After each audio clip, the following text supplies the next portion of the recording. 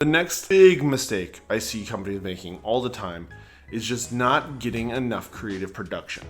I went and looked at an ad account for a brand managing about $800 a month in ad spend, really relatively nothing. And what they were doing is they'd produce 10 creatives every few months, once a quarter.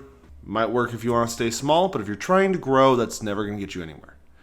The most important piece as we grow is getting content that matches what we're seeing in the account. What we need to be doing is looking at demographics data, looking at placement data, and determining who we need to reach with our marketing. That being said, you go into reporting. What I like to do is typically just remove all columns, except for the ones I want to see.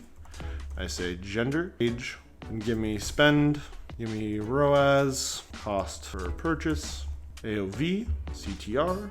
Now some of these are custom metrics you'll have to set up on your own. However, this is the idea of the way I set up my accounts, often when looking at reporting. Now, when I look at this and I say, all right, demographics, who am I trying to reach? I want to produce as much as possible for my most efficient audience for this ad account right here.